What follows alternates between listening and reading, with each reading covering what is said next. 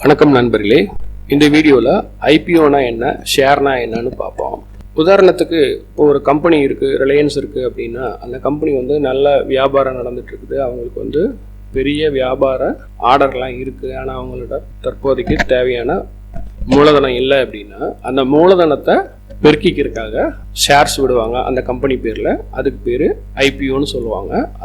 அந்த ஷேர்ஸை பப்ளிக்ல ப்ரைவேட்ல யார் வேணாலும் வாங்கலாம். அந்த ப்ராசஸுக்கு பேர் தான் ஐபிஓ ப்ராசஸ்ன்னு சொல்லுவாங்க. அவங்க விடுறது ஷேருக்கு பேர் தான் பங்குன்னு சொல்லுவாங்க. சரி, அதை எப்படி பண்ணுறாங்க அப்படின்னு பார்ப்போம். முதல்ல ஒருத்தர் ஐபிஓ விடணும் அப்படின்னா அவங்களுக்கு கொஞ்சம் எலிஜிபிலிட்டி இருக்கணும். எல்லாரும் பங்கு சந்தையில் லிஸ்ட் பண்ண முடியாது, பங்கு விட முடியாது. முதல்ல கம்பெனியோட ஃபினான்சியல் ஸ்டெபிலிட்டி, அதாவது எவ்வளோ வரவு செலவு லாபகரமாக இயங்குதான்னு பார்ப்பாங்க. சந்தை மதிப்பு, அவங்களுக்கு என்ன சந்தையில் அவங்க கம்பெனிக்கு ஒரு மதிப்பு இருக்குது அப்படின்னு பார்ப்பாங்க. லாபகரமாக இயங்குதான்னு பார்ப்பாங்க. அடுத்தது அந்த ஐபிஓ லிஸ்ட் பண்ணுறதுக்கான தேவையான சட்டத்திட்டங்களுக்கு உட்பட்டு இருக்கான்னு பார்ப்பாங்க. அப்படி இருந்தது அப்படின்னா அந்த கம்பெனி ஒரு இன்வெஸ்ட்மெண்ட் பேங்க்கு லீகல் அட்வைசரை அப்பாயின்ட் பண்ணிக்குவாங்க. அவங்க என்ன பண்ணுவாங்கன்னா அந்த ஐபிஓ ப்ராசஸ் என்னென்ன இருக்கோ அதுக்கெல்லாம் ஹெல்ப் பண்ணுவாங்க. அவங்க தான் அந்த ஐபிஓவை அந்த கம்பெனிக்காக ரெடி பண்ணி கொடுப்பாங்க. கம்பெனியோட மொத்த ஃபினான்சியல் பல காலமாக இருந்த அந்த பழைய ரெக்கார்ட்ஸ் எல்லாம் பார்ப்பாங்க. ஆப்ரேஷன்ஸு, மேனேஜ்மெண்ட், யார் என்ன கரெக்டாக நடந்திருக்கா, டிரான்ஸ்பரண்டாக இருக்கா, ஊழல்லாம் எதாவது நடந்திருக்கா, கம்பெனியில் உண்மையாலுமே வரவு செலவெல்லாம் கரெக்டாக இருக்கா எல்லாம் பார்ப்பாங்க.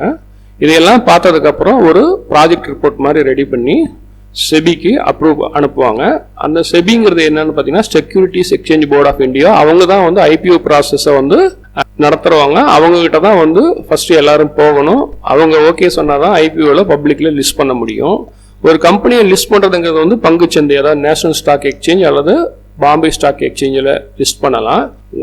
ஒரு ஸ்டாக் எக்ஸ்சேஞ்சிலையும் லிஸ்ட் பண்ணலாம், இல்லை ரெண்டுல தேவைப்பட்டாலும் ரெண்டுலையும் லிஸ்ட் பண்ணலாம். அதுக்கு தகுந்த பணத்தை அந்த ரூல்ஸ் அண்ட் ரெகுலேஷன்ஸ் ஃபாலோ பண்ணி அந்த கம்பெனிக்கு தேவைக்கு மாதிரி ஒரு ஷேர் மார்க்கெட்லையோ இன்னொரு எக்ஸ்சேஞ்சிலையோ பண்ணிக்குவாங்க. இப்போ அந்த ப்ரைஸ் எப்படி ஃபிக்ஸ் பண்ணுவாங்க அப்படின்னா என்ன ப்ரைஸில் விடுறது, எவ்வளோ தேவை அப்படிங்கிறத ஃபிக்ஸ் பண்ணுறதுக்கு பேர் புக் பில்டிங் மெத்தடுன்னு பேர்.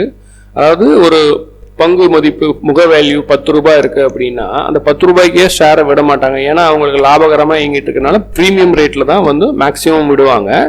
அப்படி விடையில ஒரு ரேஞ்ச் ஆஃப் ப்ரைஸ் வைப்பாங்க. ஒரு 150 ரூபா, 200 ரூபாய், 500, 600 அந்த மாதிரி அந்த கம்பெனியோட வியாபாரம், அந்த ஃபினான்சியல் எதிர்கால வளர்ச்சி எல்லாத்தையும் பொறுத்து அந்த ப்ரைஸை ஃபிக்ஸ் பண்ணுவாங்க.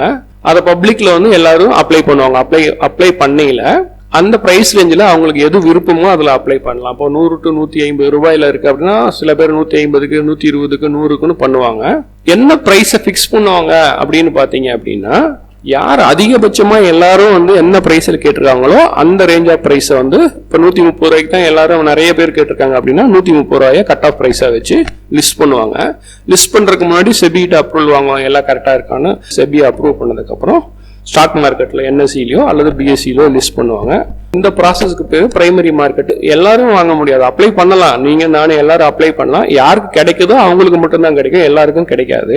ஆனா ஒன்ஸ் ஸ்டாக் மார்க்கெட்ல லிஸ்ட் ஆயிடுச்சு அப்படின்னு சொன்னா அது செகண்டரி மார்க்கெட்.